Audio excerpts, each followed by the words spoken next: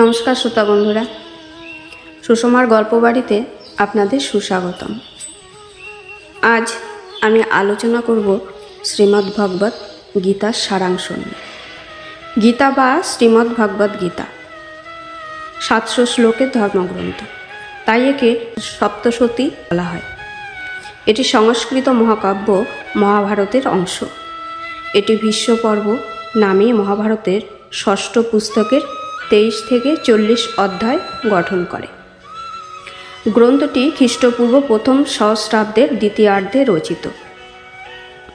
গীতা স্বতন্ত্র ধর্মগ্রন্থ তথা পৃথক শাস্ত্রের মর্যাদা পেয়ে থাকে। হিন্দুরা গীতাকে ভগবানের মুখনিসৃত বাণী বলে মনে করেন। মানব ধর্ম, দর্শন ও সাহিত্যের ইতিহাসে গীতা এক বিশেষ স্থানের অধিকারী।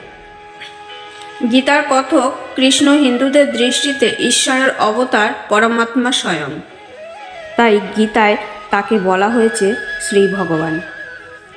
গীতার বিষয়বস্তু: কৃষ্ণ ও পাণ্ডব রাজকুমারের অর্জুনের কথোপকথন। কুরুক্ষেত্রের যুদ্ধ শুরু ঠিক আগে শত্রুপক্ষে আত্মীয়, বন্ধু ও গুরুকে দেখে অর্জুন কিংকর্তব্য বিমূঢ় হয়ে পড়েছিলেন।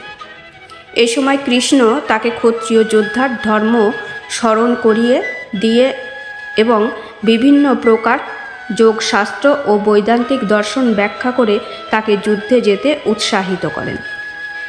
তাই গীতাকে বলা হয় মানব ধর্মতত্ত্বের সংক্ষিপ্ত পাঠ এবং হিন্দুদের জীবনচর্চার ব্যবহারিক পথনির্দেশিকা।